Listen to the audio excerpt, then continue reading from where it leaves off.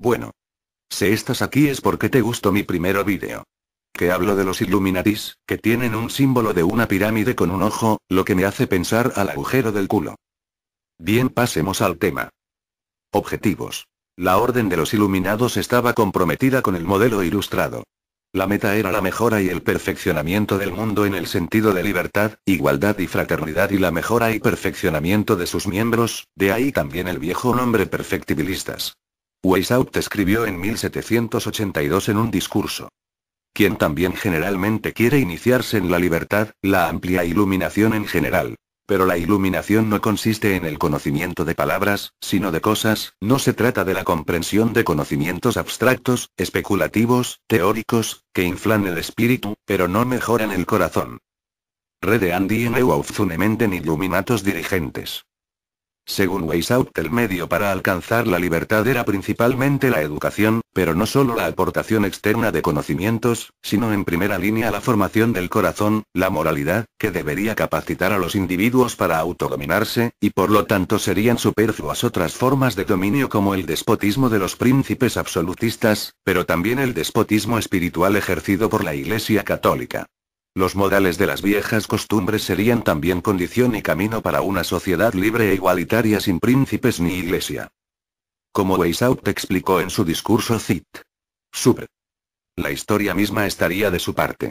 Recurriendo a pensadores como Joachim von Fiore presentó una historia filosófica entre períodos temporales. En la infancia de la humanidad no había ni dominio ni propiedad ni ansias de poder. Eso comenzó en la época juvenil, con el surgimiento de los primeros estados, que se desviaban más y más hacia el despotismo. De ahí surgió la nostalgia del paraíso perdido de la ausencia de dominio. El despotismo mismo debería ser el medio para facilitar el camino a la libertad, escribió Weishaupt en una redacción para la clase de misterio de su orden 6. En el tiempo de la madurez el género humano superará el despotismo sin violencia a través de la provocación de la nostalgia, de la libertad, mediante la ilustración y mediante el autodominio que Weishaupt impartía. Para difundir ahora esta ilustración y para devolver a los hombres a la tierra prometida, debía de ser la tarea de las escuelas ocultas de sabiduría, a quienes Weishaupt les presuponía una línea tradicional ideal desde los protocristianos hasta los masones. Aunque es verdad que los francmasones declaran ser apolíticos, los iluminados les servirían como máscara. Finalmente un tiempo de decadencia iniciará un nuevo ciclo. En esta representación histórica se mezclan el milenarismo medieval y las utopías modernas, las profecías premodernas de un mundo redimido y pronósticos modernos de cómo se alcanzarían por propias obras. Weishaupt compatibilizó ambos mensajes contradictorios.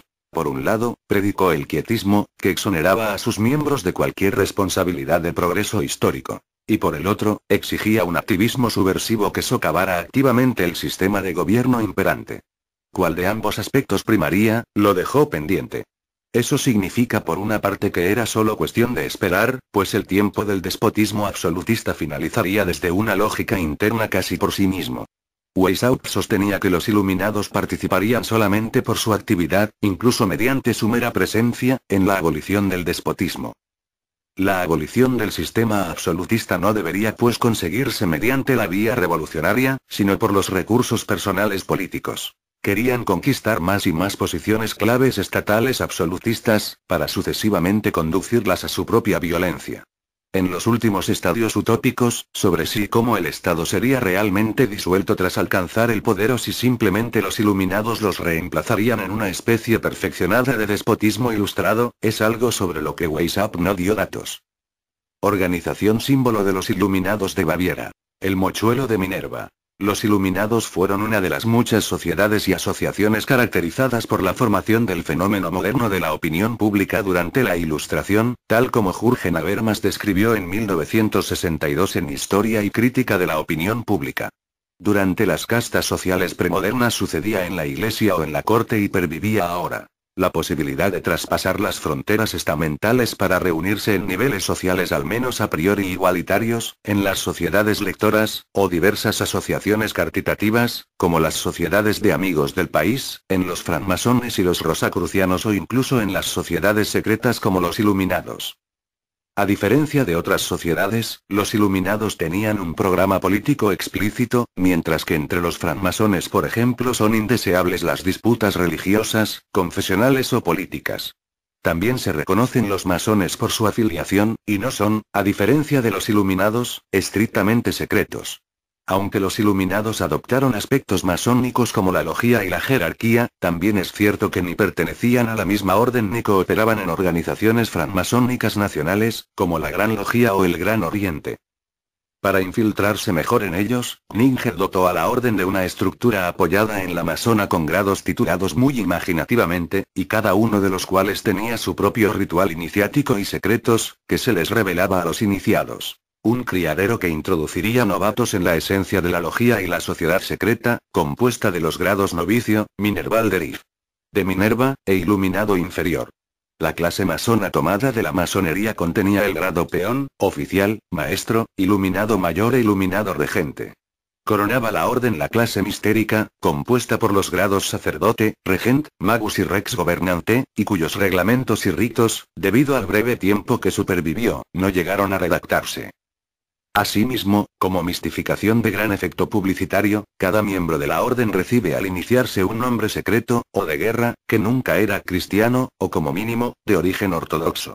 Weishaupt se llamó a sí mismo con el significativo nombre de Espartaco, el cabecilla de las revueltas esclavas romanas. Ninger era Filón de Alejandría, un filósofo judío. Goethe recibió el nombre Avaris, por un mago escita.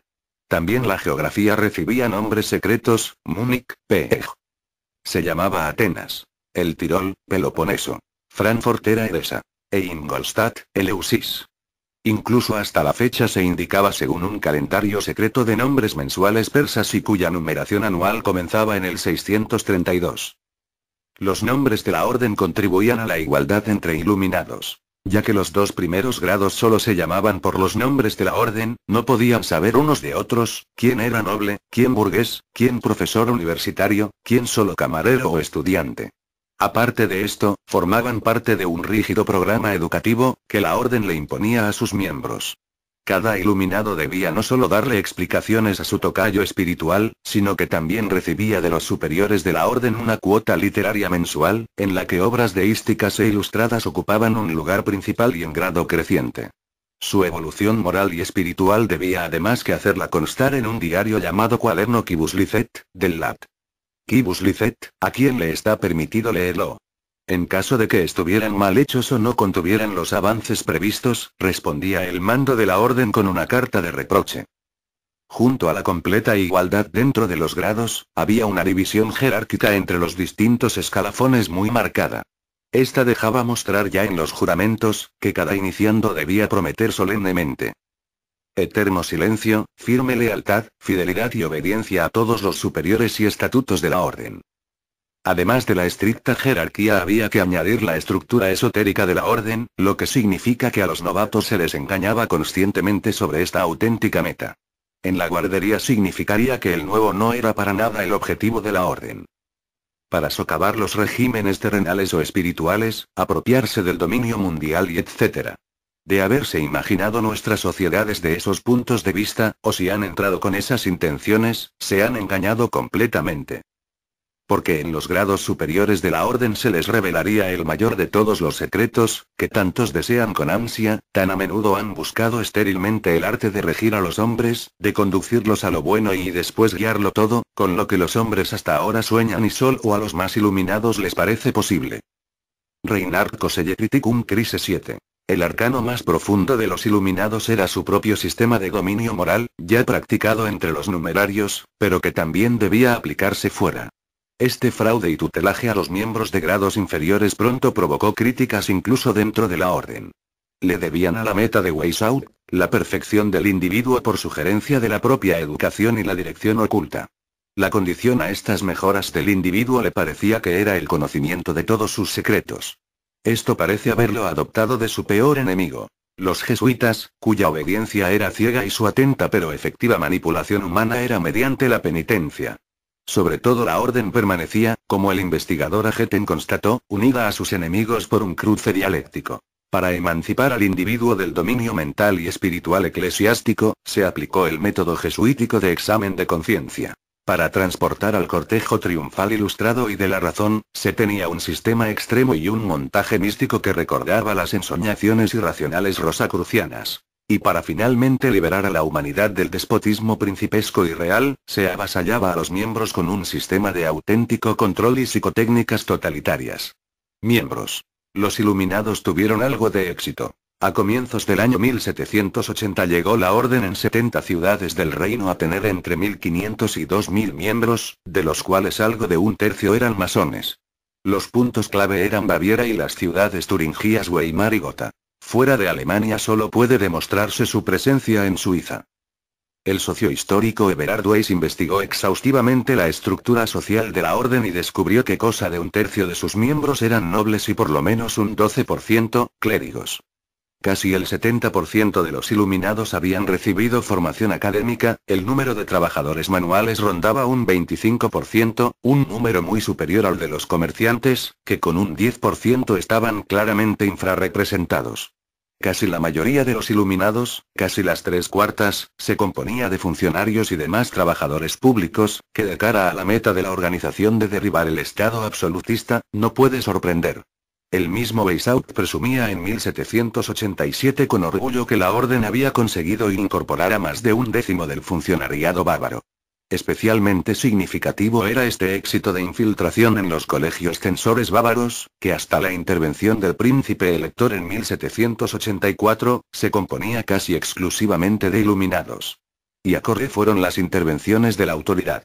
Se prohibieron escritos de exjesuitas y otros anti-ilustrados o escritos clericales, incluso hasta libros de rezos, y en cambio se fomentó la literatura ilustrada.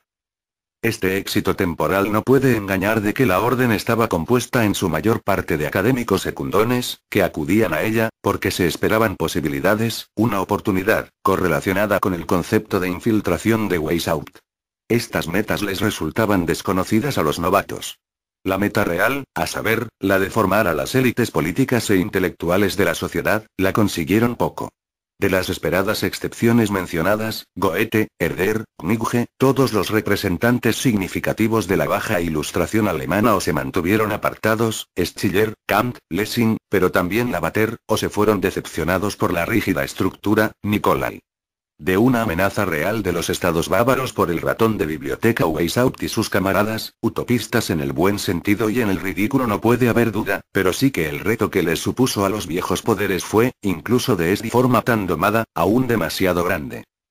Bien, miren la tercera parte. Si les gusta, claro.